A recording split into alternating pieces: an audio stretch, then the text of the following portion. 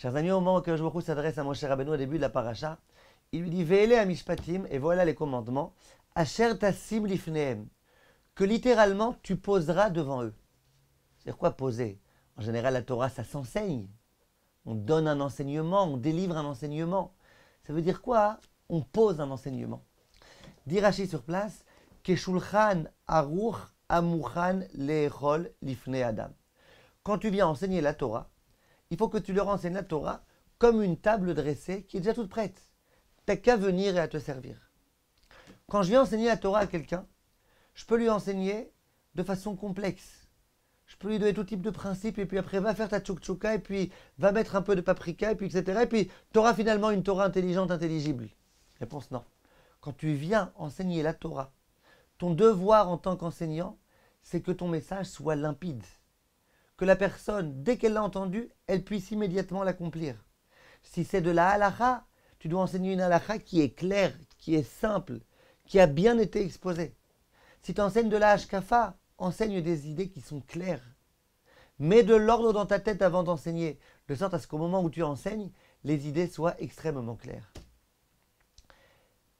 Et beaucoup de chachamim expliquent et disent que la meilleure façon de retenir son étude, c'est de faire en sorte que l'étude, finalement, après être aboutie à une conclusion, qu'elle soit claire, qu'elle soit simple.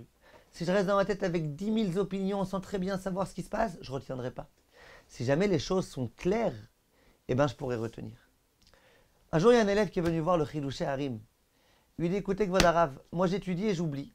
J'étudie et j'oublie. C'est bizarre. J'étudie et j'oublie. Pourquoi j'oublie ce que j'étudie? C'est super bizarre. Alors le Rav, il s'est servi un petit peu de cette parabole-là, de la table dressée. Il a dit à son élève, regarde, quand tu manges ce que tu as dans ton assiette, est-ce que ça t'arrive parfois d'oublier qu'il faut mettre la nourriture dans la bouche et de la mettre dans l'oreille? Jamais. Tu n'oublies jamais. Il y a des choses que tu n'oublies pas.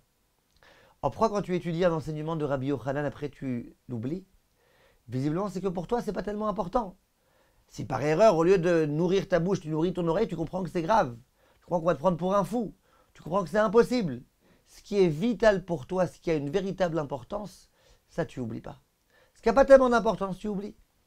Dit le Rav, le jour où tu comprendras combien la Torah elle est importante, combien c'est la Torah qui te ravigore, combien chaque mot de Torah c'est une vitalité pour toi et pour ton âme, et pour ta réussite et pour ton épanouissement, ça tu n'oublieras pas. Il dit, c'est ce qui est écrit dans le Passouk. David Ameler dit, Le'olam lo eshkach devarecha. Moi jamais j'oublierai ta Torah. Pourquoi? Ki bam chiyitani. Parce que c'est par cette Torah que tu m'as donné la vie.